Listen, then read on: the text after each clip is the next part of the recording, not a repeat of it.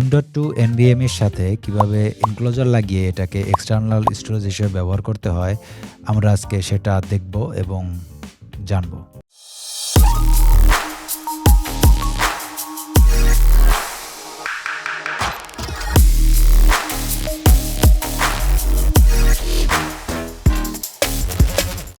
তো প্রথমেই দেখি আমাদের প্যাকেটের ভিতরে কি আছে।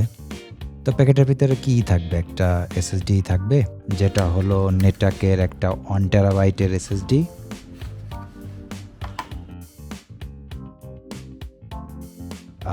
এটা হচ্ছে N930E Pro। এটাকে পাশে রাখি। এবার ইউগ্রিন ইনক্লোজার। আচ্ছা, এটাকে আমি একটু খোলার চেষ্টা করে দেখি।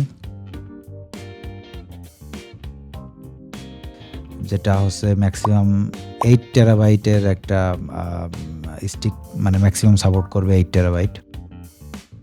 তো এটা আছে অ্যালুমিনিয়াম ফ্রেমের, খুবই শক্তপোক্ত এবং ভালো একটা প্রিমিয়াম ব্যাপার স্যাপার আছে। তো দেখি এটাকে লাগানোর চেষ্টা করে দেখি কিভাবে এটার সাথে এনভিএমইটা কানেক্ট করতে হবে।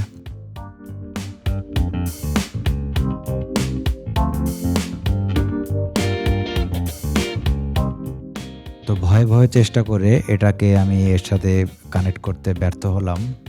এরপর একটু আমি নিজে ইউটিউব ঘেঁটে দেখলাম যে এটাতে একটু শক্তভাবে পুশ করতে হবে। তো পরবর্তীতে যখন আমি শক্তভাবে এটাকে পুশ করি তখন এটা একটা সুন্দর শব্দ করে লেগে যায় এবং এর পিছনে যে রাবারের ইয়াটা আছে এটাকে ঘুরিয়ে দিতে হবে যেন এটার সাথে আটকে থাকে। এরপরে প্যাকেটে থাকা একটা যে সিলিকন প্যাড, যেটা এর উপরে অ্যাপ্লাই করতে হবে, যেটা হচ্ছে হিটটাকে মানে টেনে নিবে এরকম ব্যাপার। তো দেখি এটা এর উপরে লাগিয়ে দেখি।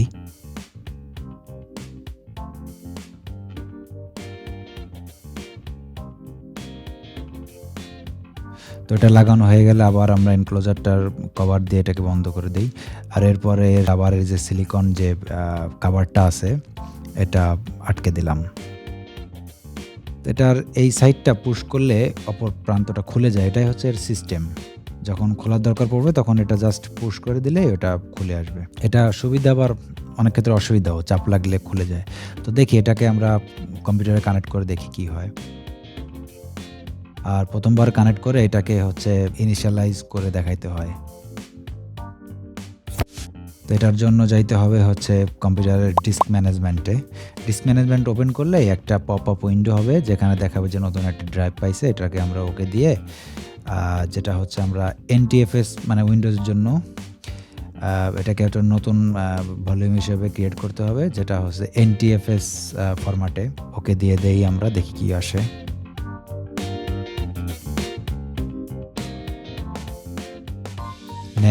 নেক্সট করে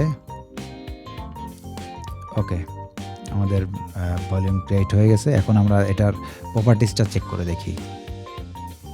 প্রপার্টিসটা হচ্ছে এটা 931 জিবি, মানে 1 টেরাবির 931 জিবি। তো এটাকে যদি আমরা ক্রিস্টাল ডিস্কমার্ক দিয়ে এটা একটু মানে স্পিডটা টেস্ট করে দেখি যে কি হয় এটাতে, মানে কেমন স্পিড পাওয়া যায়।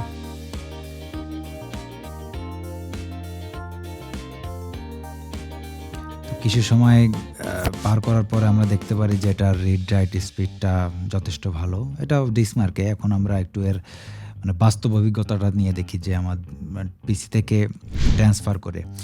তো এটা হচ্ছে আমার পিসির হার্ড ডিস্ক, মানে আমার পিসিতে তো হার্ড ডিস্ক আছে, তো সেটা তো একটু স্পিড কম থাকবে। তো আমি হার্ড ডিস্ক থেকে একটা ফাইল ট্রান্সফার করতেছি, সেখানে আমি অ্যাভারেজ 125 থেকে 130 MBPS পাচ্ছি, স্পিড পাচ্ছি।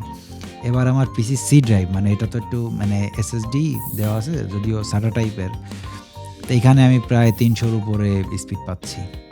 তো এটা আসলে মানে ডে টু ডে ইউজে ওই 300 MBPS করেই সম্ভবত মানে স্পিড পাওয়া যাবে।